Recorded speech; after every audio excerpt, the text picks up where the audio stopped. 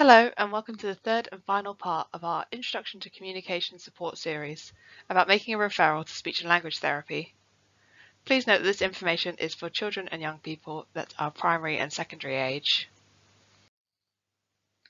This short video will cover the steps of the referral process and the information to collect before making a referral to speech and language therapy. All primary schools in Barking and Dagenham have an allocated link therapist, so before making a referral for a primary age child, you must discuss your concerns with your link speech and language therapist. Our termly meetings are a really useful time to bring up new referrals so that the therapist can plan ahead for any referrals coming up this term.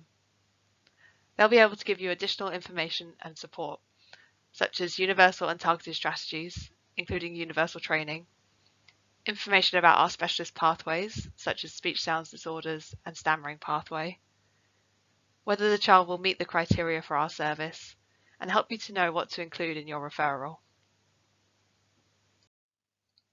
For all school-age children and young people, the first piece of information that we need is their screening checklist. The checklist is a useful tool for identifying their areas of strengths and difficulties, and will support identifying areas for universal and targeted support. You can learn more about this in our training video, Target Setting for Children with Speech, Language and Communication Needs. Firstly, we'll take a look at the primary age checklist. You must complete all of the front page, which gives us information about the impact of their difficulties and what the referrer would like to gain from their referral to speech and language therapy. There is space at the end for additional comments, staff and parent information, and whether they have been seen by an independent speech and language therapist. When filling it out, if a child is in Key Stage 1, only respond to the white sections that say Key Stage 1 and 2. Whilst if a child is in Key Stage 2, respond to all sections. So respond to the white sections that say Key Stage 1 and 2, and the grey sections that say Key Stage 2 only. There's a different checklist for secondary age pupils. Again, this will help you to identify the strengths and difficulties for target setting and implementing support. Please complete all of the boxes, including getting the young person's consent and their self-evaluation of their communication skills.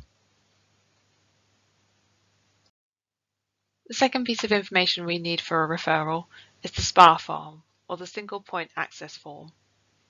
It's important to include information in every box on this form, as each of these questions is an important part of our case history and information gathering.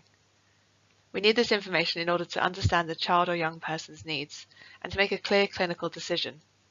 Without enough information on this form, we may not be able to do this and the referral could be declined.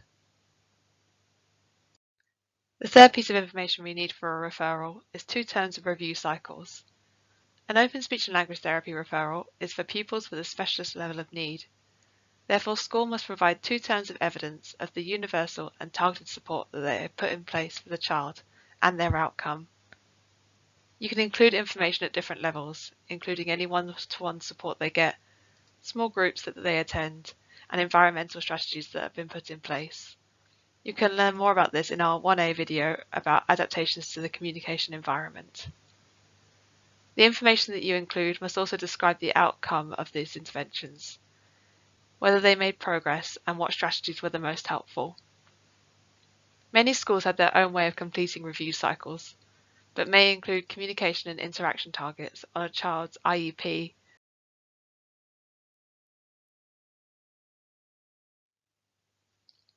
Once you have all this information, you can send it to the email address at the top of your SPA form and at the top of the checklists. Our SALT team then triage your referral to make sure that all the information we need is included and that they meet the criteria for our specialist level of SALT support. You'll be informed about the outcome of this by our admin team.